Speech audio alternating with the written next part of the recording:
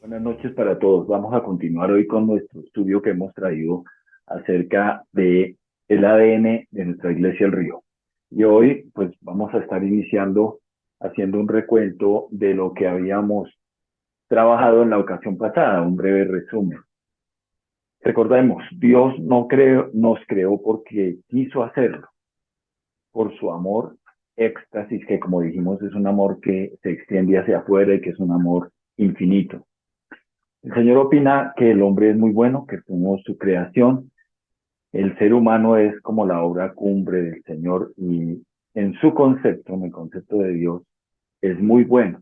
Habíamos visto que acerca de la creación, cada vez que el Señor creaba, cada día, en los 6 días de su creación, el Señor veía que todo lo que hacía era bueno. Sin embargo, cuando llegó a la creación del ser humano, el Señor expresó que no era simplemente bueno, sino que era muy bueno. Nos creó a su imagen y semejanza.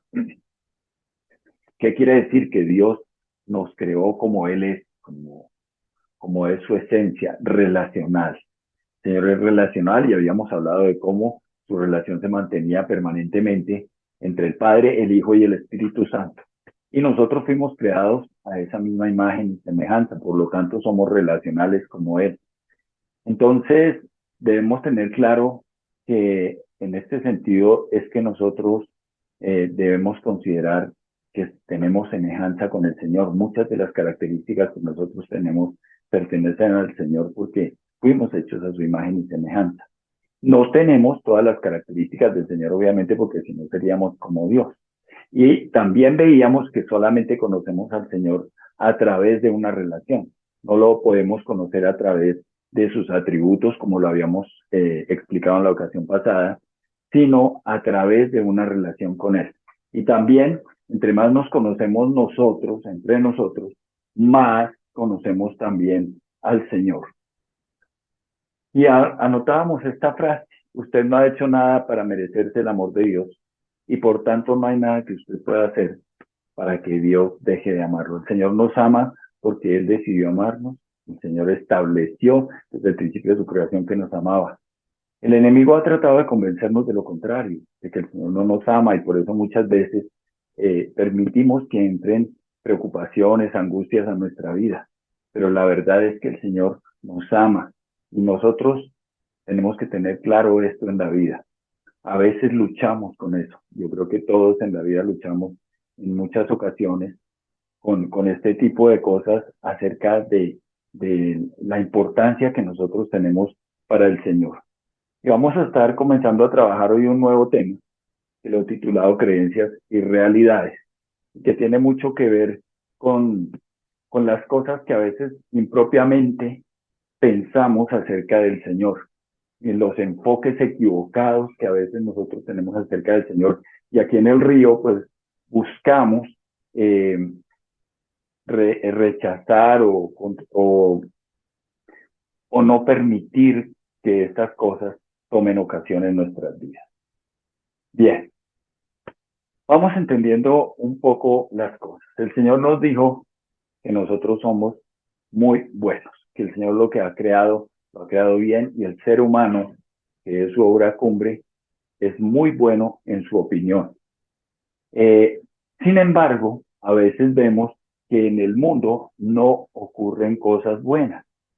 En el mundo ocurren muchas cosas que, digamos, de alguna manera eh, no son como esperaríamos que fueran por el concepto que hemos tenido acerca de que lo que Dios ha hecho es muy bueno o es bueno en su creación y muy bueno en el hombre. Pero a veces en el mundo, a pesar de ser una creación buena la que el Señor hizo, vemos que no todas las cosas que ocurren son buenas. Pasan muchas cosas que nosotros no quisiéramos en un momento dado ver que ocurran, que nos afectan, que en un momento dado pueden causarnos inquietud y que generan como una especie de incongruencia con el sentido y la calidad de la obra que el Señor hizo. El Señor dice que su obra es buena y el ser humano muy bueno, pero sin embargo en una creación buena, que fue la que Él hizo, ocurren cosas que no son buenas. Esto a veces parece un poco contradictorio, paradójico, que en una creación buena ocurran cosas que no son muy buenas. Nosotros vemos que en la realidad de la vida ocurren muertes, catástrofes, terremotos, huracanes, ocurren abusos, ocurren violaciones, ocurre dolor, ocurre sufrimiento, ocurre enfermedad, ocurre esclavitud, explotación, hambre. Y todas estas cosas parecieran ir en contra de lo que el Señor ha expresado en su palabra acerca de su creación, en el sentido de que ella es buena. Y por supuesto, pues esto trata de cuestionar en un momento dado, cuestionar nuestras propias vidas, lo que la Escritura dice. Pero la verdad es que las cosas que están en la Escritura no tienen contradicciones. Y es algo que tenemos que ver. En lo personal también, aunque nosotros hemos visto que para el Señor todo es muy bueno, a veces nos parece lo contrario. Hemos tenido que atravesar todos por circunstancias adversas, por dificultades, por enfermedades. Tenemos a veces preocupaciones, dificultades en el trabajo, problemas con otras personas, a veces malos tratos, rechazos, ofensas, críticas, censuras. Y esto suele pasar en la vida y en el aspecto personal, en la vida íntima de cada uno. Esto como que trata de generar en nosotros inquietud acerca de por qué si estamos en un mundo bueno, nos tenemos que enfrentar a veces con circunstancias que son malas. Y por supuesto, esto genera preguntas. Entonces, viene la pregunta que todos nos hacemos. ¿Dónde está Dios? ¿Qué pasó? ¿Era esa la voluntad de Dios? Si lo era, ¿por qué era? ¿Por qué pasó? Y si no lo era, ¿por qué? ¿Dónde estaba el Señor cuando estaban pasando esas cosas que nosotros no quisiéramos haber vivido? ¿Por qué no hizo el Señor algo para evitar que lo malo ocurriera?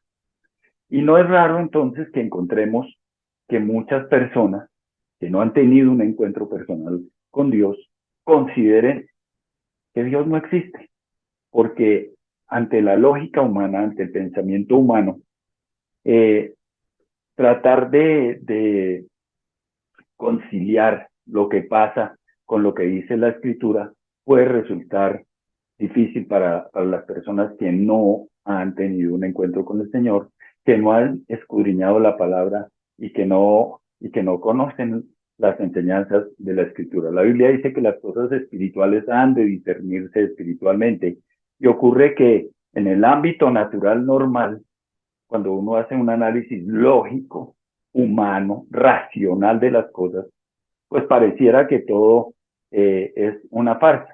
Entonces, obviamente, por esas razones, muchas personas consideran que Dios no existe, porque resulta confuso entender o conciliar lo que ocurre en el mundo real con lo que la Escritura predica, es decir, que pareciera una contradicción. Pero nosotros tenemos una vida que consiste en aprender a depender del Señor. En la vida cristiana nosotros hemos aprendido a vivir por fe y no por vista. Y esto no quiere decir que ignoremos las realidades de lo que ocurre en el mundo material, pero la verdad es que el estudio de la palabra nos lleva a entender las cosas bajo otro lineamiento, bajo otro criterio muy diferente, que es el criterio de la fe. Tenemos que reconocer que nosotros tenemos un entendimiento limitado, que definitivamente va a haber cosas que nosotros no vamos a poder entender en su totalidad, porque estamos en un mundo caído, en una naturaleza caída, y tenemos que aprender a depender, a confiar del Señor. Tenemos que aprender cómo discernir lo que sí es la voluntad del Padre y lo que no, porque si no logramos comprender esto, pues vamos a estar toda la vida haciéndonos cuestionamientos acerca de nuestra fe. Entonces, para entender la voluntad del Padre, lo que nos ha enseñado la Escritura es que debemos mirar a Jesús. El Señor Jesucristo dijo, el que me ha visto a mí, ha visto al Padre. Es decir, tratar de entender al Señor, como lo habíamos hablado, a través de los atributos de Dios, no es la manera de lograrlo hacer. Lo hacemos mirando al Señor Jesucristo. Hemos dicho que Él es la teología perfecta. Dice el que me ha visto a mí, ha visto al Padre. Jesús nos dice que el Padre es bueno, pues si ustedes, aun siendo malos, saben dar cosas buenas a sus hijos, cuánto más su Padre que está en el cielo dará cosas buenas a los que se las pidan. Entonces, nosotros tenemos que tener cuidado de la forma como nosotros vamos a mirar la escritura. Debemos tener bien claro que Abba, nuestro Padre celestial, no es nuestro enemigo, que el Señor no promueve el sufrimiento, porque es que el sufrimiento o las circunstancias adversas que ocurren en la vida suelen cuestionarnos a nosotros como cristianos y cuanto más a las personas que no conocen al Señor. Pero el Señor no promueve el dolor, el Señor no busca tentarnos, el Señor busca para nosotros lo mejor, no busca ponernos a prueba. Todos estos son conceptos que a veces en el ambiente cristiano los manejamos de una manera como muy ligera. El tema de las pruebas, el tema de las tentaciones, el tema del sufrimiento, del dolor, las crisis, las cosas que a veces nos resultan un poco difíciles de entender. Pero el Señor Jesucristo solamente trajo buenas nuevas acerca del Padre. Y hoy vamos a estar hablando un poco acerca de lo que son las creencias teológicas. Es decir, existen una serie de conceptos que se han establecido, y especialmente entre el pueblo cristiano, para tratar de explicar o para tratar de entender circunstancias que a veces nos suelen costar dificultad comprender, especialmente las relacionadas con las adversidades, con el sufrimiento, con el dolor que hay en el mundo, con las cosas que nosotros esperaríamos que no pasaran y que no provinieran de una creación que en el concepto de Dios es buena. Entonces se han establecido creencias, que son formas de tratar de explicar acontecimientos que nos pueden parecer en un momento dado extraños. Y estas creencias surgen de interpretaciones populares, son como creencias teológicas y son verdades que son subjetivas. ¿Qué quiere decir el hecho de que sean verdades subjetivas? Verdades subjetivas son verdades que son verdad solamente para el que las cree, pero no son verdades objetivas, escriturales, verdades que nosotros podamos sustentar a la luz de la escritura. Muchas de las creencias que se han establecido son creencias sacadas o de otras religiones o son creencias elaboradas simplemente de una manera empírica, popular y sin fundamento. Entonces, muchas de estas creencias se aceptan masivamente y son soluciones populares que no tienen ningún sustento teológico. Buscan dar respuestas a hechos que a veces resultan difíciles de explicar. Pero estas creencias que abundan no son la base sobre la cual construir o desarrollar nuestra fe. Tenemos que tener cuidado acerca de ello y por eso hoy las vamos a estudiar. Vamos a entrar a mirarlas un poco con más detalle para que no perdamos de vista el enfoque real que hay en la palabra. Como ustedes saben, estamos estudiando el ADN de nuestra iglesia El Río, pero el ADN de nuestra iglesia El Río no es una creencia que hemos decidido establecer en el río porque sí, sino porque hemos procurado en esta iglesia mantenernos ligados a o ceñidos a lo que la escritura establece, lo que la palabra del Señor nos dice. Bien, entonces vamos a mirar que existen tres creencias muy comunes y vamos a darnos cuenta cómo hemos, sin pretenderlo, aceptado falsedades. Hay una que es esta primera que parece marcada, que dice que Dios está al control de todo. Y vamos a entrar a mirarla con detalle, porque pues, de entrada, a primera vista, pues parece contradictoria. Segundo, que todo lo que ocurre es de la voluntad de Dios. Y tercero, que Dios nos manda pruebas. Son conceptos muy generalizados en el ambiente cristiano, dentro del pueblo de Dios, pero que no aguantan un análisis profundo, un análisis exhaustivo, un análisis juicioso del concepto que encierran estas creencias. Empecemos con esta. Dios está al control de todo. ¿A qué se refiere este hecho? Vamos a decir entonces que Dios no está al control de todo. No, en absoluto. Nosotros no podemos ir a desconocer que el Señor está al control de todo. Lo que sí tenemos que tener cuidado es con esto. A veces, cuando ocurre algo malo, nosotros decimos, bueno, pues Dios sabrá, y finalmente, si nos pasó alguna cosa mala, algo que no esperábamos, algo inconveniente, nos suelen tratar de dar consuelo diciéndonos, tranquilo, Dios está al control de todo. Cuando decimos Dios está al control de todo, queda como dado por sentado que Dios causa todo lo malo, que a pesar de que fue algo malo que Dios nos envió, que Dios nos causó, lo hace por una buena causa, por una buena razón. Y pensamos que estas palabras debieran consolarnos, pero la verdad es que esto no es así. Es como cuando un artista hace una obra maestra en la cual utiliza mucho tiempo, muchos recursos, toda su creatividad, su ingenio, y después de que la termina la destruyera. El Señor Jesucristo, el Señor, nuestro Dios, nuestro Padre, creó todo este universo, toda la creación que vemos. Y como que ahora al final viene a permitir que nos ocurran cosas malas a pesar de que todo lo que Él ha hecho es bueno. No, no es cierto. Nosotros no podemos aceptar ese concepto como tal. Y que a la hora de tener una circunstancia adversa, simplemente con esta frase, Dios está al control de todo, nosotros sintamos que esto nos va a aliviar las cargas. Sin embargo, hemos aceptado eso, ¿no? Hemos aceptado que Dios está al control de todo, significa prácticamente que el Señor permitió el Señor permitió, no, el Señor mandó, el Señor estableció, el Señor dispuso que las cosas malas nos vinieran, que vinieran cosas malas hacia nosotros.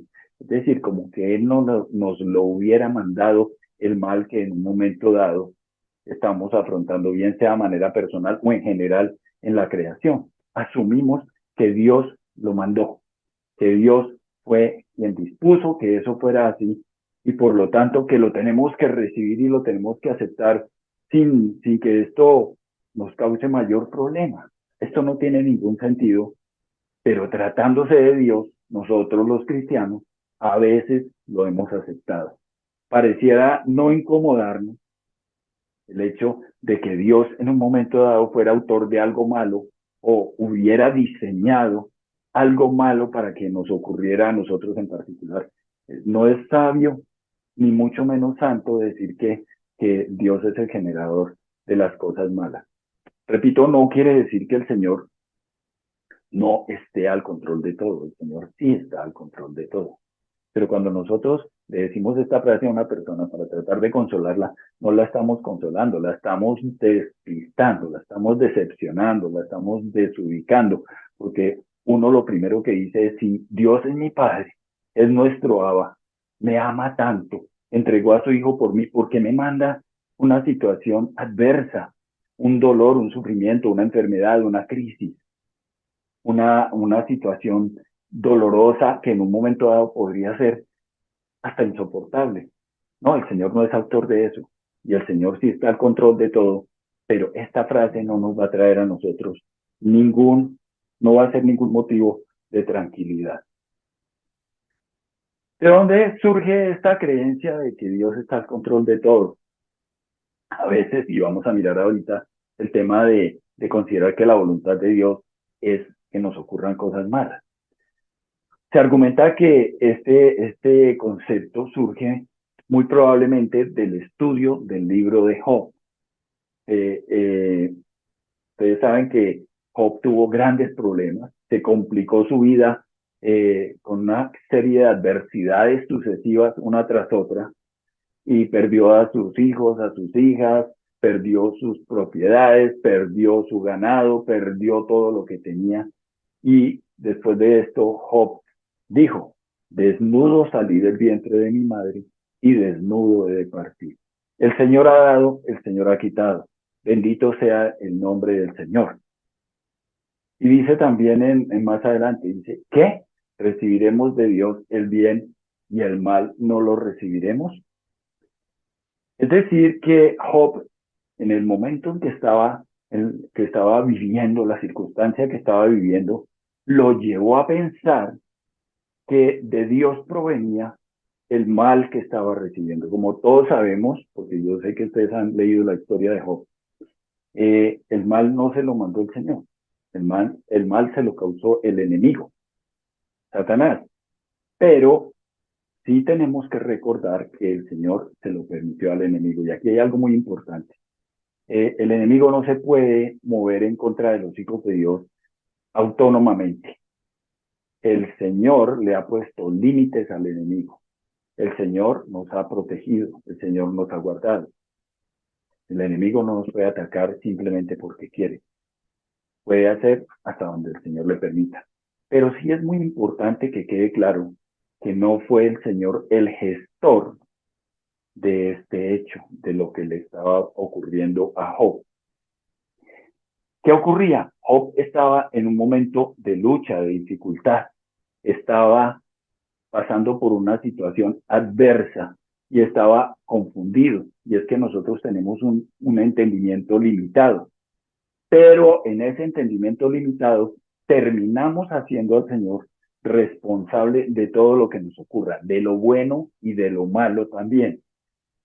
Por eso es que después el Señor le pregunta a Job, le dice, ¿quién es ese que oscurece el consejo con palabras sin sabiduría? ¿Invalidarás tú también mi juicio? ¿Me condenarás a mí para justificarte tú? En medio de la situación que estaba viviendo Job, con las luchas, con las crisis, con la problemática que estaba pasando, y en medio de su fe, en medio de su entrega genuina que este hombre tenía, porque recordemos que de muy pocas personas la Biblia o de nadie ha hablado también como se habló de Job. Pero el hombre estaba confundido, él era un hombre rendido al Señor, y como nos ha pasado a todos, estaba en crisis porque no entendía lo que pasaba, pero él no quería poner en duda el amor del Señor por él, su fe en él. Y por supuesto, trató de explicárselo de alguna manera, igual que hacemos nosotros cuando establecemos creencias. Y la creencia que él estableció fue esa que estamos viendo, ¿no? De Dios proviene lo bueno y de Dios proviene lo malo. Eso no es cierto, de Dios no proviene lo malo. Del Señor proviene solamente lo bueno. ¿Qué ocurría frente a la situación que estaba viviendo Job? Tenía unos errores teológicos Job en su circunstancia, en su situación. Es que realmente, como les estaba diciendo, no lo vamos a entender todo. Y si nosotros vamos a basarnos en Job para analizar las cosas buenas y las cosas malas, lo mejor es ir al final del libro, no al principio. Job terminó diciendo al final, después de que el Señor le hizo preguntas le increpó a que le explicara por qué pasaba eso, por qué asumía también que el Señor hacía lo malo. Job tuvo que reconocer y decir, yo hablaba lo que no entendía, cosas demasiado maravillosas para mí que yo no comprendo. Y eso es algo que nosotros tenemos que tener muy claro hoy. Realmente no lo vamos a entender todo. No podemos comprender todas las cosas a fondo, porque esta es una creación infinita y nosotros tenemos una mente finita. Pero lo que sí podemos dar fe o dar testimonio es de la intervención de Dios en nuestras vidas. Cualquier persona, cualquier cristiano que haya tenido un encuentro real y genuino con el Señor, no va a dudar en ningún momento de que el Señor obra, de que el Señor está ahí, de que el Señor responde, pero también va a tener claro en su corazón que hay cosas que no nos alcanzan nuestro entendimiento para comprender. Entonces, decía cosas demasiado maravillosas para mí. Y por otro lado, pues nosotros tenemos que tener claro que es mejor construir nuestra teología no a partir de la parte inicial del libro de Job, sino es mejor ir a mirar lo que ocurrió al final. Pero en realidad nuestra teología no la debemos construir alrededor del libro de Job, sino alrededor de nuestro Señor Jesucristo, que es quien sí es imagen real de nuestro Dios. Bien, este es otro concepto. Todo es la voluntad de Dios. ¿Qué significa este concepto? Que todo lo que ocurre es voluntad del Señor. Y es un concepto falso, un concepto equivocado, es un concepto erróneo que está muy generalizado, sobre todo entre el pueblo cristiano, entre nosotros los hijos de Dios. Este concepto no es cierto, no todo lo que ocurre es la voluntad de Dios. Y la Biblia nos da claridad al respecto. Y vamos a mirar cómo, si todo lo que ocurre aquí en la tierra fuera la voluntad del Señor, pues nosotros no tendríamos que orar por su voluntad. Tenemos que también tener en cuenta que hay un segundo aspecto a considerar, y es que el hombre hace cosas malas, interviene la voluntad humana. Y pues muchas de las cosas que ocurren en este mundo malas son causadas por nosotros mismos los hombres, por habernos alejado de Dios, por las personas que nos han querido acercar a Él, por errores, por faltas, por decisiones impropias, por muchos aspectos relacionados con la vida misma del ser humano. Y en tercer lugar, que la destrucción también se causa, o el mal que ocurre, es causado también en el ámbito, desde el ámbito espiritual.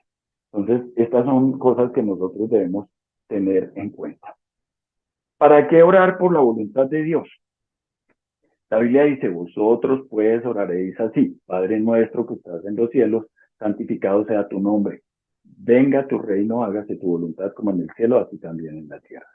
Es decir, que la voluntad del Señor solamente se hace en el cielo, la voluntad en cuanto a todo lo que ocurre. En el cielo ocurre todo lo que el Señor diga. Aquí en la tierra, el Señor nos ha dado a nosotros potestad, y lo vamos a mirar ahorita más adelante en esta misma sesión, para tener control y tomamos decisiones equivocadas y el Señor permite que nosotros hagamos cosas equivocadas por el respeto que Él tiene hacia nuestra libertad, a la libertad que Él nos concedió.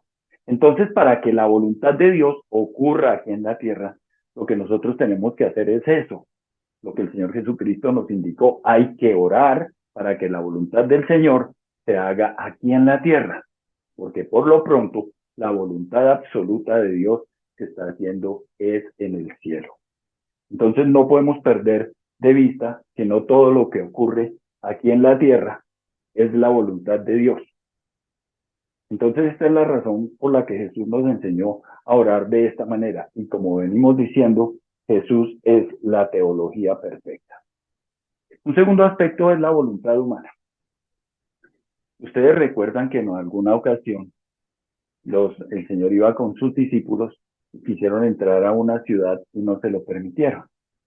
No fueron recibidos allá muy bien. Entonces, los discípulos, un par de discípulos que el Señor tenía, que Él los llamaba los hijos del trueno, que eran Juan y Jacobo, eran muy fogosos, eran muy emocionalistas, eran muy de armas tomar, impulsivos. Y ellos dijeron, pues Señor, como esta gente no nos recibió, vamos a pedir que hagamos que caiga cielo del fuego y consuma a ese pueblo por insensatos, porque no nos quisieron recibir. Y el Señor les dijo, entonces volviéndose él, los reprendió diciendo, vosotros no sabéis de qué espíritu sois, porque el Hijo del Hombre no ha venido para perder las almas de los hombres, sino para salvarlas. Miren ustedes cómo la actitud de nosotros los hombres busca la venganza, busca hacerle mal a los otros, busca que la aceptación se dé a las buenas o a las malas. Pero lo que el Señor Jesucristo enseñó es que su poder no es para destruir, no debe ser utilizado para destruir, sino para restaurar. Y en un tercer aspecto que debemos considerar y sobre el cual hoy vamos a dejar sentadas, digamos, algunas cosas, es que ocurren cosas en el ámbito espiritual. El Señor Jesús no quiere, por supuesto, hacernos daño ni nunca usó su poder para destruir. Pero ya, ¿por qué no el Señor no hace eso? Porque el Señor no es malo, el Señor es bueno. el encargado del mal es el enemigo. Ya lo está haciendo. Dice, el ladrón no viene sino para hurtar y matar y destruir. Yo he venido para que tengan vida y para que la tengan en abundancia. Es decir, que las obras malas que ocurren en el mundo no son obras de Dios ni son obras orquestadas, gestadas por el Señor. El Señor Jesucristo nos enseñó que cuando hay robo, matanza o destrucción, no es obra de Dios. Esto no proviene de Dios. Pero también el Señor nos advirtió que tenemos un enemigo. Y esto es algo que nosotros no podemos desconocer. Por eso estoy hablando del ámbito espiritual. Practiquen el dominio propio y manténganse alerta. Su enemigo, el diablo, ronda como león rugiente buscando a quien devorar. Resístanlo, manteniéndose firmes en la fe, sabiendo que sus hermanos en todo el mundo están soportando la misma clase de sufrimientos. Y después de que ustedes hayan sufrido un poco de tiempo, Dios mismo, el Dios de toda gracia, que los llamó a su gloria eterna en Cristo, los restaurará y los hará fuertes, firmes y estables. Es decir, nosotros no podemos desconocer que existe el enemigo y que el Señor nos ha advertido acerca de él. Pero también tenemos que tener claro que el enemigo ya está vencido. ¿Y por quién fue vencido? Fue vencido por Cristo en la cruz del Calvario. Entonces el enemigo no puede venir a enseñorearse de nosotros, porque el Señor Jesucristo venció la muerte. El Señor Jesucristo vino para rescatarnos, porque por nuestros pecados nosotros ya no teníamos salida. Por nuestras fallas, por lo que hicimos mal, por todas las obras impropias, ya no teníamos salida. La única forma, que recordemos, para obtener el perdón era con sangre. Dice, sin derramamiento de sangre no hay remisión de pecados. Entonces, el Señor Jesucristo vino a derramar su sangre y vino a morir por nosotros, porque Él es el sacrificio hecho por nosotros. La muerte que nosotros debíamos haber sufrido, los sufrimientos que debimos haber padecido, los tomó el Señor Jesucristo y de esa manera nosotros hemos sido libres. Bien, Jesús siempre anduvo haciendo el bien y uno quiere saber cómo es Dios, pues hay que mirar a Jesús. Conocemos al Padre mirándolo a Él, siempre anduvo haciendo el bien. Dice, me refiero a Jesús de Nazaret, cómo lo ungió Dios con el Espíritu Santo y con poder, y cómo anduvo haciendo el bien y sanando a todos los que estaban oprimidos por el diablo, porque Dios estaba con él. ¿Qué hace el diablo? Pues el diablo causa sufrimiento. ¿Y qué hace Dios? El Señor nos restaura, el Señor nos fortalece, el Señor nos establece. Por eso es que cuando el diablo trae enfermedad, el Señor sana. Cuando el diablo trae opresión, el Señor libera. Cuando el diablo trae destrucción, el Señor restaura. Pero nosotros a veces somos dados como a creer lo contrario. Este es el tercer aspecto o la tercera creencia impropia que les comentaba desde el principio, que Dios nos manda pruebas. Entonces, la verdad es que esto es un concepto muy generalizado, pero que no es cierto. Dios no nos manda pruebas, el Señor no nos manda enfermedades. A veces se da por sentado que Dios nos manda pruebas, nos manda sufrimientos, que lo hace para ver cómo reaccionamos, que nos causa dolor, que como veíamos hace poco en alguna predicación, se decía que no podemos vivir con ese concepto de que si nosotros le pedimos al Señor que nos dé paciencia, entonces nos va a mandar muchas pruebas para que nosotros desarrollemos la paciencia. El Señor no manda lo malo, el Señor no dispone cosas malas para sus hijos. Es nuestro Padre y nos ama. Y una de las cosas que más libertad traen a la vida de un hijo de Dios es tener claro que es un hijo de Dios. Y recuerden que un hijo de Dios sigue siendo que una vez hijo, para siempre va a ser hijo. Y que el Señor nunca nos va a rechazar, porque el Señor que mira, el Señor no mira las obras, no mira los hechos, los acontecimientos, mira el corazón. Y el Señor sabe quiénes son sus hijos porque mira el corazón. Entonces, el Señor no responde a nuestras oraciones con problemas. El Señor tampoco nos somete a situaciones difíciles para ver cómo reaccionamos. A ver, voy a poner a esta persona en esta crisis terrible a ver cómo reacciona. No, el Señor no hace eso. El Señor no necesita probarnos, nos conoce mejor que nosotros mismos. Y realmente, cuando nosotros creemos esto, que Dios nos manda pruebas para ver cómo reaccionamos, lo que nosotros estamos es interpretando inapropiadamente los acontecimientos que ocurren, porque esto no es una enseñanza bíblica, ¿no?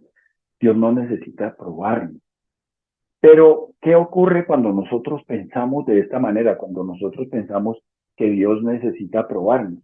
Pues nosotros lo que estamos pensando es, bueno, ahora que tengo una prueba, una situación adversa, una situación difícil, voy a demostrarle al Señor cómo yo reacciono frente a Él y me voy a mantener firme y me voy a mantener santo y voy a soportar esta prueba, Señor, con valor, con ánimo, no voy a dar el brazo a torcer. El Señor no necesita que le demostremos eso, Él ya sabe cómo, qué tenemos dentro y cómo vamos a reaccionar realmente frente a una situación adversa. Las cosas malas no provienen de Dios. Si estamos pasando por una circunstancia adversa, no fue el Señor el que la gestó, no fue el Señor el que la propició, no fue el Señor el que la generó. Pero vivimos a veces creyendo esos conceptos erróneos, son creencias impropias. Pero la pregunta es, ¿por qué ocurren entonces las cosas malas? Y a la luz de todo este análisis que estamos haciendo, se plantean tres razones fundamentales. Primero que todo, porque hay un ataque directo de Satanás, como lo hemos visto y lo vamos a seguir mirando. Segundo, por el mal uso que los hombres le damos al libre albedrío. Y tercero, por el efecto acumulado del pecado del hombre. Estos son los tres, digamos, las tres razones fundamentales. Si usted quiere tener claro en la vida por qué ocurren cosas malas, ahí están tres razones fundamentales, esenciales, con las que prácticamente se podría explicar casi todo lo malo. Como ustedes saben, y como lo hemos dicho, hay cosas que no vamos a entender completamente. Pero estas tres razones, estas tres directrices nos ayudan a entender claramente por qué ocurre eso. Veamos una por una. El ataque directo del enemigo. El Señor nos delegó a nosotros autoridad, pero el hombre le ha delegado autoridad al enemigo, y esto es lo que se llama en la guerra espiritual darle autoridad legal al enemigo. ¿Cómo le damos nosotros autoridad legal al enemigo? Le damos autoridad legal cuando aceptamos, cuando creemos y también cuando declaramos que las mentiras que el enemigo nos dice a veces son ciertas. Las damos por, por sentadas como algo real. Aceptar las mentiras del enemigo es darle autoridad legal. Ahora, ¿qué quiere decir? Que nosotros le perdimos la autoridad que el Señor nos delegó y el enemigo ahora tiene tanta autoridad como la que quiera, pues, para hacer lo que quiera en este mundo. No. Y sobre esto sí tenemos que, digamos, ser muy claros, porque la autoridad que tiene el enemigo es una autoridad limitada. No podemos pensar ni dejar entredicho que la autoridad de Satanás le compite al poder, señorío y potestad de nuestro Señor Jesucristo, en absoluto. La autoridad que le damos a Satanás es un asunto, digamos, personal, que con mi manera de aceptar o de creer las mentiras que a veces el enemigo me dice, se las cedo. Pero no quiere decir ni que la autoridad del enemigo tenga más potestad o dominio en este mundo que la del Señor, ni que es que el enemigo puede hacer con nosotros como le parezca. Hay que tener claridad sobre esto.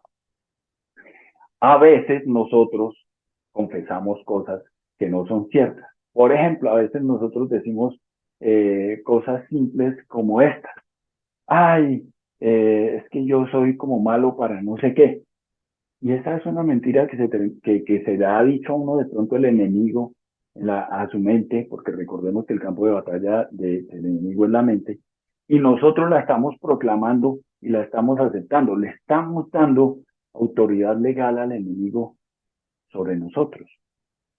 Y el enemigo con esa autoridad obra en la tierra, obra en nosotros, obra en nuestras vidas.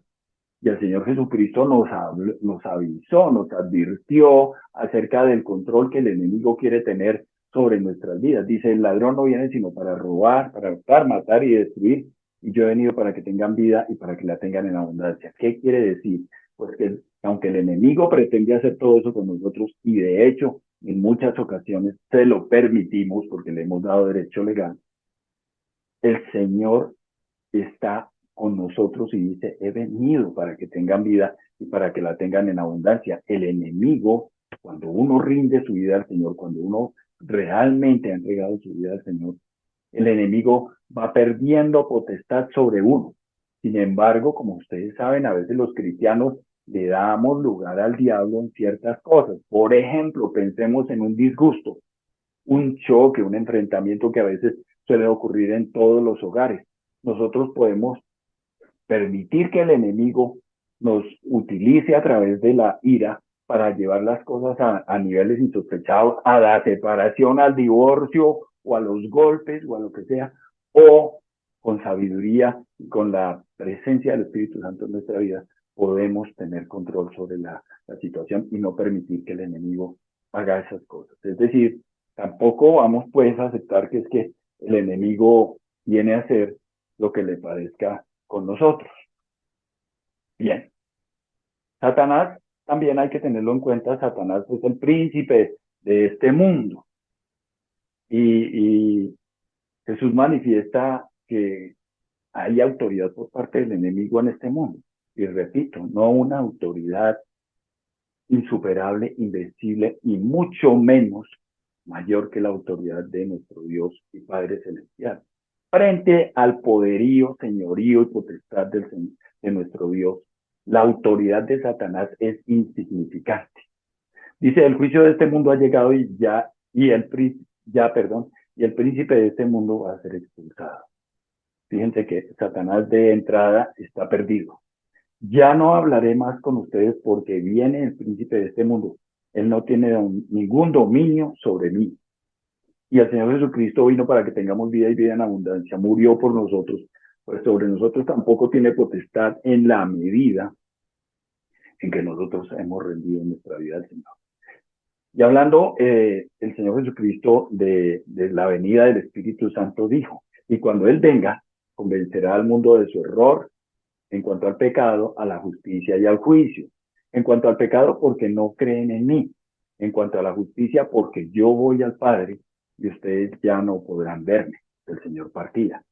Y en cuanto al juicio, porque el príncipe de este mundo ya ha sido vencido. Es muy importante que nosotros tengamos bien clarito este concepto, para que el enemigo no juegue con nosotros, para que el enemigo no pueda hacernos mal, para que el enemigo no pueda estar permanentemente al control de nuestras vidas. Tenemos que tener en claro esto. Este príncipe de este mundo ya ha sido vencido. Satanás ya ha sido vencido. Bien. Este ataque directo de Satanás se está ejerciendo. Él sigue ejerciendo su autoridad sobre quién, sobre los que se lo permitamos. Porque nosotros somos quienes podemos delegarle autoridad al enemigo o restársela. Pero el amor del Señor está siempre con nosotros. Y aunque a veces nosotros podemos tener un descuido espiritual, no estamos solos. El Señor siempre está con nosotros. Su amor siempre está con nosotros.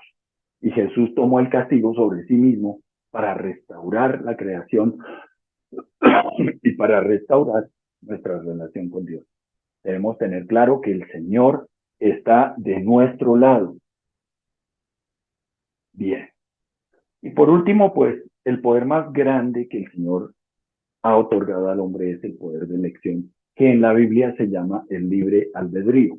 Recuerden que les había recomendado la lectura del libro de El milagro más grande del mundo de Osmandino, que no es, como se les había dicho en otra ocasión, un libro cristiano, pero este libro nos ayuda a comprender muchas cosas acerca de nosotros mismos, de ese milagro tan grande que es la creación del ser humano hecha por Dios.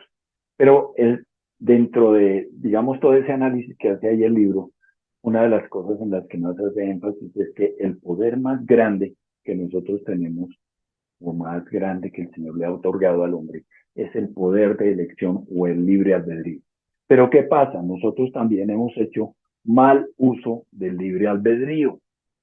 A veces nosotros tomamos decisiones inapropiadas, hacemos cosas inapropiadas, optamos por lo menos conveniente, decidimos equivocadamente hacer lo malo. Y si nos ponemos a mirar a la humanidad en general, no a los cristianos solamente, sino a toda la humanidad, pues peor cuando uno no ha conocido al Señor.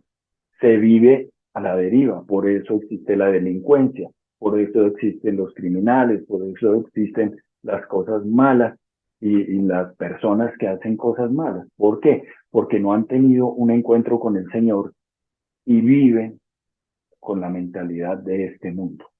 Entonces, nosotros con nuestro libre albedrío podemos decidir si recibimos y damos del amor de Dios o no. Somos las únicas criaturas de toda la creación con la capacidad de decidir, también con la capacidad de recibir y de dar el amor de Dios.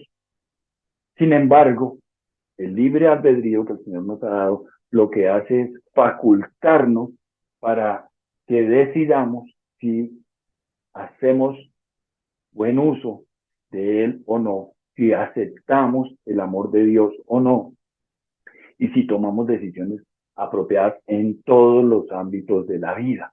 No estamos obligados a obedecer al Señor. Nadie está obligado a rendir su vida al Señor.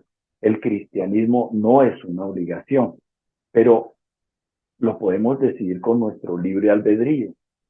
Entonces, el poder más grande que el Señor nos ha conferido a nosotros es el poder de elección. Y podemos elegir si queremos vivir en relación con Dios o podemos elegir vivir separados de Dios. Podemos aceptar o rechazar los consejos que el Señor nos da, desobedecerlo o acatarlo y en consecuencia pues llevar de todas maneras las consecuencias de lo que hemos hecho. Y Jesús, por ejemplo, manifestaba cómo lamentaba que Jerusalén rechazara la voluntad de Dios. Dice, Jerusalén, Jerusalén, que matas a los profetas y apedreas a los que se te envían. ¿Cuántas veces quise reunir a tus hijos, como reúne la gallina a sus pollitos debajo de sus alas, pero no quisiste? Es decir, tenemos libre albedrío y podemos decidir lo que hacemos en esta vida, pero como se dice muy comúnmente, todos somos el resultado de nuestras decisiones. Uno puede decidir seguir al Señor o no hacerlo. Uno puede decidir hacer el bien o hacer el mal. Tenemos la capacidad de decidir. El Señor mismo nos dijo allá en Deuteronomio, elige pues la vida. Pongo delante de ustedes la vida y la muerte. Elige pues la vida. Pero eso es un consejo, no es una imposición de parte de Dios. ¿Por qué? Porque el Señor quiere que nosotros le elijamos a Él por voluntad propia, no por imposición, por obligación o por cualquier otra razón. El Señor quiere de nosotros libertad para elegirlo a Él. El Señor no nos obliga a hacer su voluntad. Bueno, creo que me pasé una acá. El Señor no nos obliga a hacer su voluntad. Dios siempre ha respetado ese poder de elección que nos dio y nunca nos lo ha quitado. Pero las decisiones que nosotros tomemos malas no son su culpa. Por eso es que a veces ocurren cosas malas en el mundo y nosotros nos preocupamos o nos angustiamos o nos confundimos tratando de buscar la explicación a las cosas y muchas veces son simplemente los errores que nosotros cometimos. El ser humano ha cometido muchos errores, pero es necesario tener claro que lo malo que nos ocurra no es o no proviene de una decisión de Dios. Usar el libre albedrío para hacer algo malo, pues trae consecuencias. ¿Cómo podría el Señor evitarnos las consecuencias de una mala decisión? La única forma que el Señor lo podría hacer es quitándonos el libre albedrío. Pero el Señor no va a hacer eso. El Señor decidió darnos libertad y la libertad que Él nos dio no nos la piensa quitar por ninguna razón. Por su amor no nos impondrá su voluntad. pero nosotros a veces terminamos culpando a Dios de cosas que simplemente fueron decisiones personales, decisiones particulares de nosotros. El mal uso del libre albedrío por parte de otros también ocasiona, en muchas ocasiones, que se cause mal sobre nuestras vidas, ¿no? Entonces, el Señor no quiere que nosotros seamos sus títeres. Él respeta nuestras decisiones, como les explicaba hace un momento. Y el Señor, después de que nosotros, si en un momento dado hacemos lo malo y nos arrepentimos, pues el Señor simplemente vendará nuestras heridas. Bien. Otro aspecto a tener en cuenta es el efecto acumulado del pecado del hombre. Ustedes saben que desde que Adán y Eva fallaron, se generó un mensaje tácito allí, que es que nosotros podemos arreglárnoslas solos, podemos hacer las cosas de la vida por nuestros propios medios sin contar con el Señor. Es decir, como que tenemos la suficiente inteligencia y la suficiente información como para que no necesitemos de Dios y podemos hacer nuestra vida sin contar con Él. Pero la verdad es que este concepto generado allí en el Edén, lo único que ha conseguido es que nosotros abusemos de la tierra, abusemos de los recursos y que se nos haya generado una imagen falsa acerca de Dios. Adán y Eva se dejaron seducir al pecado por una distorsión que el enemigo hizo acerca de la imagen de Dios. Dice, no pasará nada, solamente los ojos les serán abiertos, etcétera. Pero, ¿qué estaba haciendo? Contradecir lo que el Señor decía y cambiar en Adán y Eva la imagen que ellos tenían del Señor, tergiversarla y generar un mal concepto acerca de Dios para que el hombre se sintiera autosuficiente y tomara las decisiones que mejor le parecieran.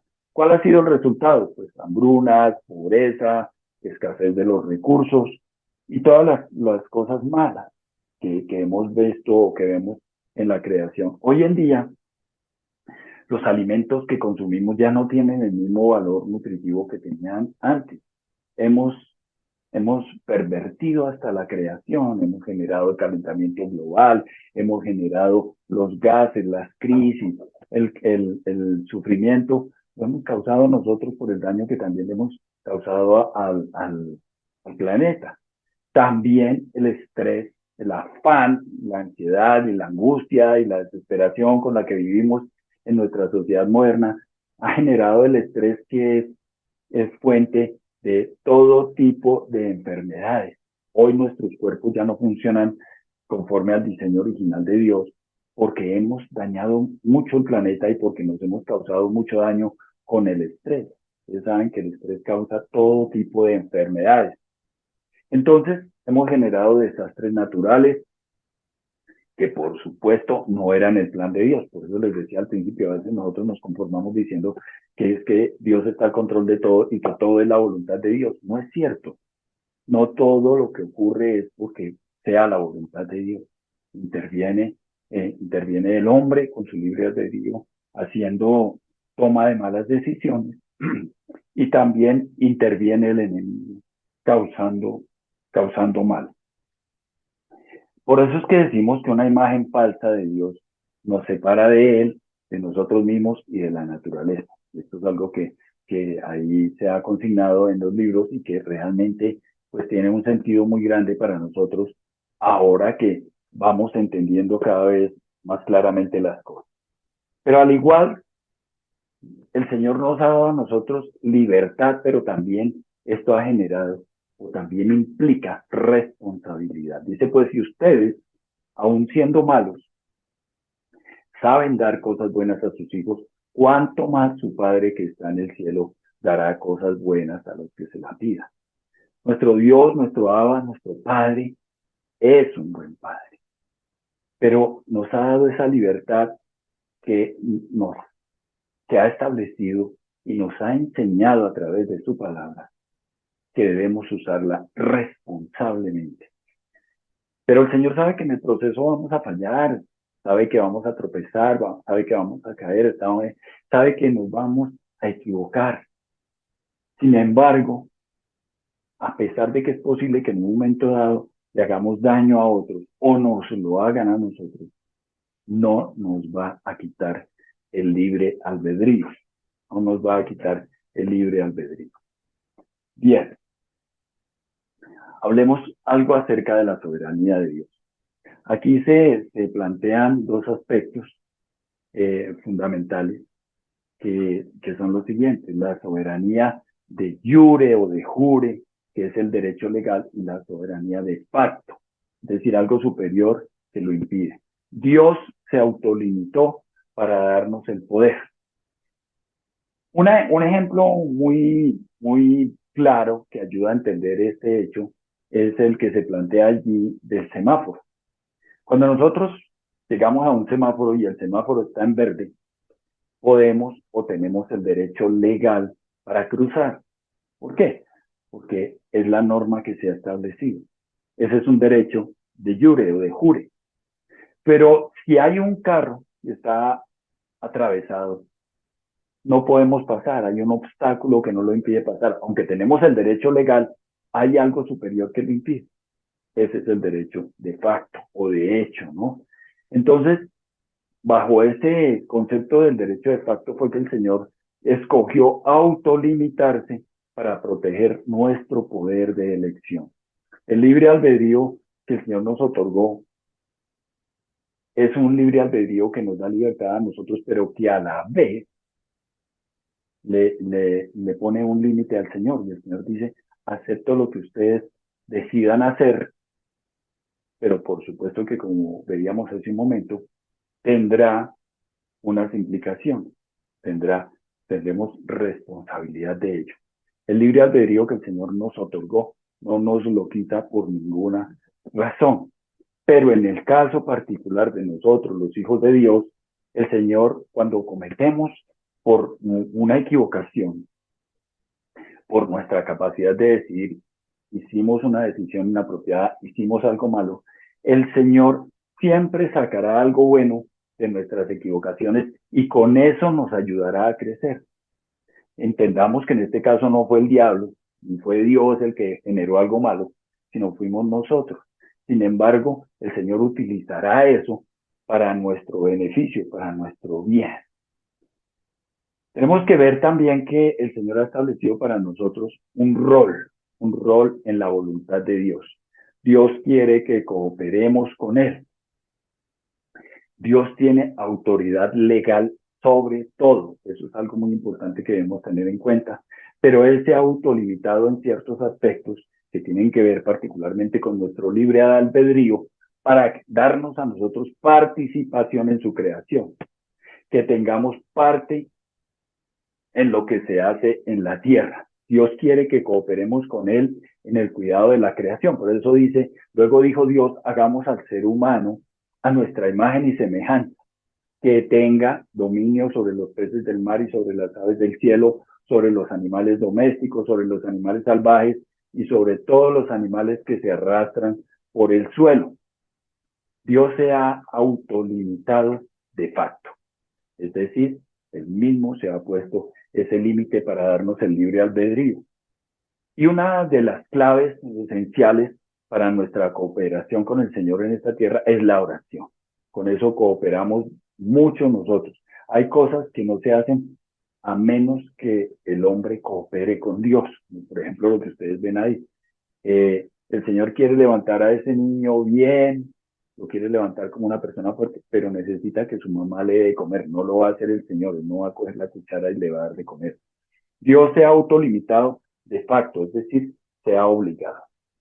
Y hay otras creencias muy comunes que vamos a estar revisando en este momento y que vale la pena que las tomemos en cuenta.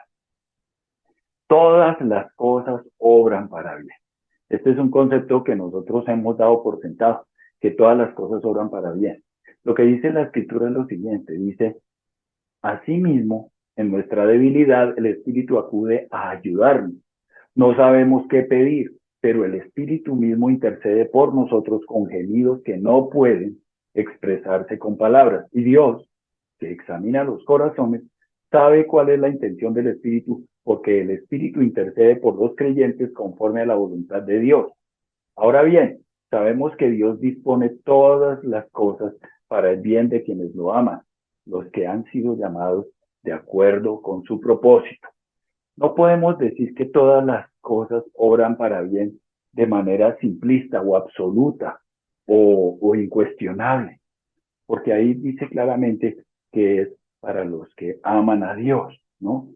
A veces en el mundo ocurren cosas y los hombres hacen cosas malas o les ocurren cosas malas y reaccionan con venganzas. No les obró para bien. Pero a nosotros, los hijos de Dios, sí es diferente el concepto. Entonces no podemos decir que todas las cosas obran para bien para todo el mundo y sin importar lo que pase. No, hay personas que con las cosas difíciles que pasaron o adversas, con un mal que alguien les hizo, pues toman acciones inapropiadas. No les obró para bien, les obró para más mal. En el caso de nosotros, los hijos de Dios, es diferente y por eso dice así, para el bien de quienes lo aman al Señor. Entonces no es que absolutamente todas las cosas obran para bien. Aquí hay otras creencias también muy comunes. Dios no te da una carga más pesada de la que puedas soportar. Este tampoco es un concepto bíblico. Veamos lo que dice la Escritura y de aquí es de donde se ha sacado este concepto y se ha malinterpretado. Ustedes no han sufrido ninguna tentación que no sea común en género humano, pero Dios es fiel y no permitirá que ustedes sean tentados más allá de lo que puedan aguantar. Más bien, cuando llegue la tentación, Él les dará también una salida a fin de que puedan resistir. Entonces, fijémonos que la Escritura nos está hablando de la tentación. El Señor no nos ha dado una tentación más grande de la que podemos soportar. Y como hemos dicho, las cosas malas no provienen de Dios, las cosas malas provienen del enemigo. Y de hecho, a veces en la vida vemos circunstancias en las cuales vienen cargas mucho más difíciles de lo que podemos soportar, unas enfermedades terribles, unas situaciones adversas que no tienen solución. No podemos decir, repito, que estas provienen de Dios. En la vida práctica, a veces hay cargas insoportables. Lo que dice la Escritura no es que no que el Señor no nos va a enviar cargas más grandes de las que podemos soportar. Lo que dice es que no nos va a enviar tentaciones más grandes de las que podamos soportar. Si así lo fuera, nosotros tendríamos que tener claro que nuestra vida está en desventaja. Podríamos alegar que la tentación fue demasiado grande, demasiado fuerte y no la pudimos superar. Pero la verdad es que el Espíritu Santo nos da las fuerzas para soportar la tentación. Las cargas son otro asunto y hay que tener claro, y es muy importante que así lo entendamos hoy, las cosas malas no provienen de Dios. Por eso en un momento dado una persona puede estar pasando o recibiendo una carga demasiado pesada para su capacidad. Pero no quiere decir ni que provino de Dios, ni que el Señor nos da cargas más pesadas de las que podemos soportar. Las cargas pesadas no provienen de Dios, son consecuencias de otras cosas, de hechos que nosotros mismos cometimos en un momento dado, o de cosas que, como les decía al principio, no alcanzamos a comprender en este momento. Pero invariablemente lo que dice la Escritura es que del Señor no provienen. El Señor nunca nos va a enviar cosas malas. Y lo que el Señor no nos va a dar más grande de lo que podemos soportar son las tentaciones. Bien. Otro concepto muy común es este. Somos como trapos de inmundicia delante del Señor. La Biblia no dice eso. Esta es una frase descabellada. Nosotros no somos como trapos de inmundicia para el Señor. Nuestras obras sí son como trapos de inmundicia para el Señor. Cuando nosotros despreciamos la gracia del Señor Jesucristo y pretendemos agradar a Dios con nuestro comportamiento, con nuestras buenas obras, y peor aún cuando pretendemos alcanzar la salvación por hacer buenas obras, esas obras sí son como trapos de inmundicia delante del Señor. Nuestras obras carecen de valor, pero no no somos nosotros los que somos como trapos de inmundicia. No somos nosotros, son las obras que pretendemos hacer para con ellas agradar al Señor. Esas sí son como trapos de inmundicia. Este es otro concepto también equivocado. Ayúdate que yo te ayudaré. La Biblia dice todo lo contrario. Nosotros no podemos ayudarnos. Es decir, es más, cuando nosotros tratamos de ayudarnos, lo que hacemos es mal, porque estamos tratando de acudir al legalismo, es decir, hacer obras, hacer las cosas lo mejor posible con el objeto de agradar a Dios. Es decir, sí, es un concepto que lleva una mentira implícita. Si yo cumplo, Dios cumple. ¿Sí? Ayúdate que yo te ayudaré. Si yo cumplo, Dios cumple. Si yo no cumplo, Dios no cumple. Entonces, ¿qué voy a hacer? Procurar esforzarme por hacer cumplimiento de lo que considero que Dios espera de mí para que Él también me cumpla y me responda. Es un concepto absolutamente legalista e impropio. Es pasarle la factura al Señor, es cobrarle al Señor. Como yo hago, tú debes hacer, Señor. Porque si no, entonces me estás engañando. Es una farsa, es un error. Hablamos también de los frutos del Espíritu y de los frutos de la carne. Este concepto tampoco es bíblico. El Espíritu, perdón, sí tiene fruto, pero la carne tiene obras. La Escritura nos relata allí en Gálatas 5:19 al 22. Dice así: las obras de la carne se conocen bien: inmoralidad sexual, impureza y libertinaje, idolatría y hechicería, odio, discordia, celos, arrebatos de ira, rivalidades, desacuerdos, sectarismo y envidia, borracheras, orgías y otras parecidas. Les advierto ahora, como antes lo hice, que los que practican tales cosas no heredarán el reino de Dios. En cambio, el fruto del Espíritu es amor, alegría, paz, paciencia, amabilidad, bondad, fidelidad. Y dice, contra tales cosas no hay ley. Es decir, nosotros no podemos seguir creyendo que el Espíritu da fruto y la carne también da fruto. Y peor aún, como dice ahí, que el Espíritu da frutos, porque el fruto del Espíritu es uno solo que tiene una serie de variantes. Pero la carne no da fruto, la carne tiene obra, el Espíritu tiene fruto. Dios ama al pecador, pero aborrece al pecado. Este concepto sí parece muy bonito y muy bíblico, ¿no? Y aunque encierra una verdad en sí, este no es un concepto eh, bíblico, no es una enseñanza que la Biblia establezca. En realidad esta frase proviene de Mahatma Gandhi y digamos, eran sus doctrinas, no son doctrinas escriturales. Y esto es para los predicadores pues de Gandhi, pero no es para nosotros, los hijos de Dios, el estar predicando estas enseñanzas. Este fenómeno ocurre y se da por sentado que esta frase es una frase que corresponde a los cristianos y que es una frase bíblica. No lo es, aunque encierra una verdad en sí, ¿no? Nadie cuestiona ni corrobora estas creencias. Por eso en un momento dado pensé titular esta charla de hoy Mentiras verdaderas, porque son mentiras que de tanto repetirlas la gente termina creyéndolas, pero no son ciertas, la gente no, nosotros todos terminamos a veces aceptándolas sin que sean verdad. Pero hay conceptos que no provienen de la escritura. Bien, Dios tiene solo cosas grandes para ti. A veces nos han hablado de esto, pero nosotros con este concepto a veces nos hacemos una serie de ilusiones o, como dicen los jóvenes hoy, películas de lo que realmente no es así. Para llegar a hacer algo grande, nosotros tenemos que entender que debemos comenzar con modestos comienzos. A veces el orgullo nos hace creer que nosotros vamos a llegar solo a lo grande y que vamos a hacer solamente cosas grandes, pero no pensamos que es necesario comenzar por lo pequeño. Claro que el Señor quiere darnos cosas grandes, pero debemos humillarnos iniciando con cosas pequeñas. Es otra forma en la que nosotros vamos a considerar equivocadamente cosas que no van a pasar. Si no iniciamos por lo pequeño, raramente vamos a lograr cosas grandes. Y para empezar por lo pequeño, es necesario tener humildad.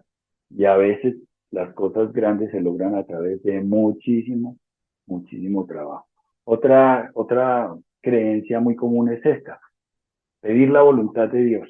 Esto es algo muy común. Nosotros oramos por conocer tu voluntad. Señor, ayúdame a entender tu voluntad, y pedimos la guía sobre algún asunto particular, pero esta petición está sesgada o está mezclada con deseos propios, deseos particulares. Y lo único que persigue es que el Señor tome las decisiones que nosotros queremos evitar tomar, y evitar la responsabilidad de tomar decisiones en la vida. A veces nosotros le pedimos al Señor que tome decisiones por nosotros. Señor, ¿será que fulanita de tal, si es mi esposa, si la puedo elegir como mi esposa o no? Y queremos que el Señor nos decida hasta la novia, y eso no va a ser así.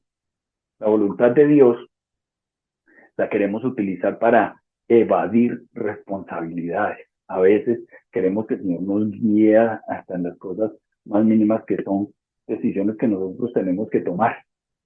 De esa manera evadimos la responsabilidad y evadimos las consecuencias de lo que ocurra. Si algo sale bien, entonces decimos, sí, fue que hice la voluntad de Dios.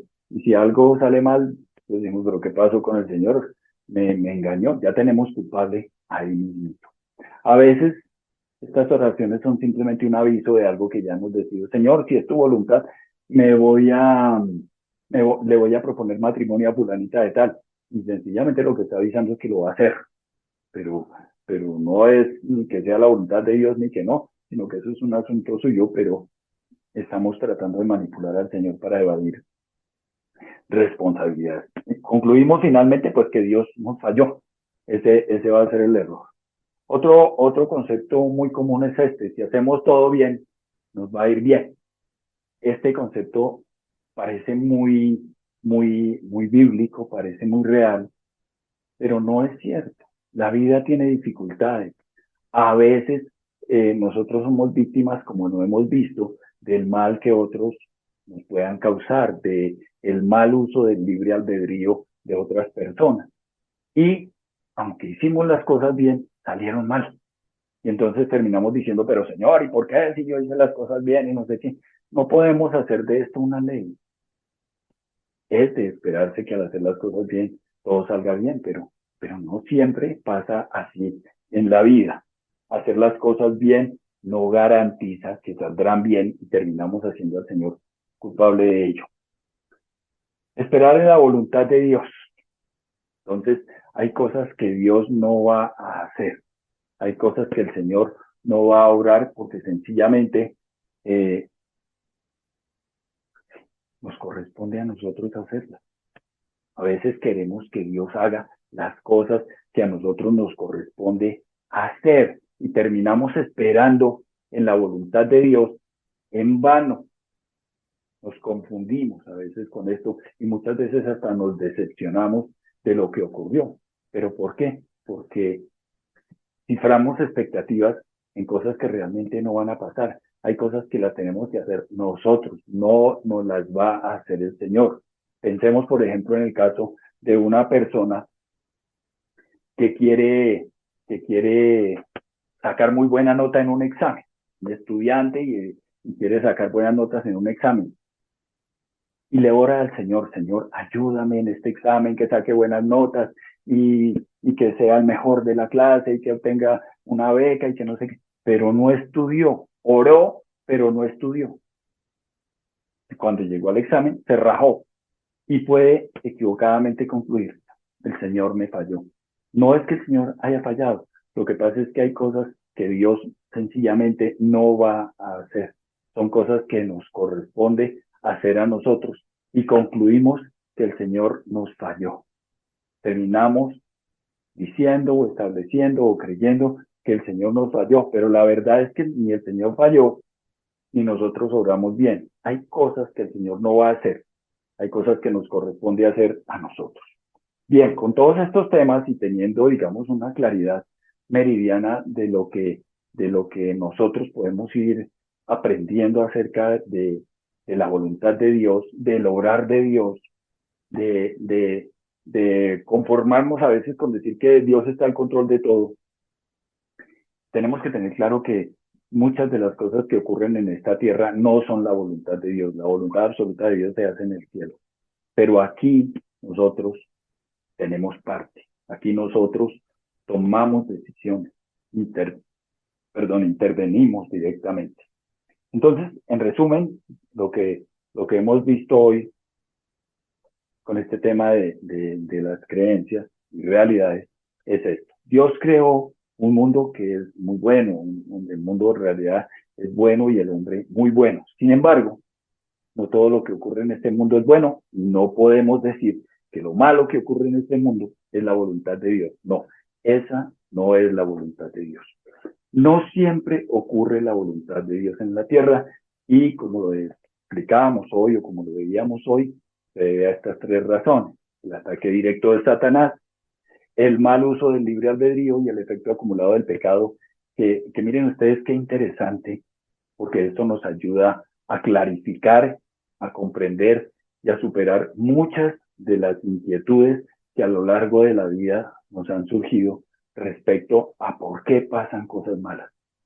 Cuando usted ya tenga la ocasión de compartirle a alguna persona que le pregunte sobre por qué ocurren cosas malas en el mundo, aquí podemos encontrar unos buenos argumentos para poder sustentar nuestra fe y también para nosotros mismos entender por qué ocurren cosas malas. Bien, también tenemos que tener en cuenta que el Señor escogió autolimitarse, decidió darnos libre albedrío, dejar que tomemos decisiones y que muchas de las cosas que ocurren en el mundo son consecuencia de nuestras malas decisiones. No estoy hablando de nosotros los cristianos, sino de la raza humana, del ser humano que hemos dado mal manejo a los recursos naturales, a los combustibles, a los alimentos, a la misma ciencia que la hemos utilizado en contra de nosotros mismos, la química, pues las armas nucleares, todo lo demás, consecuencia de nuestras malas decisiones, porque el Señor nos dio un poder de elección y Dios quiere que su voluntad sea hecha en la tierra, pero para que sea hecha requiere de la cooperación nuestra a través de la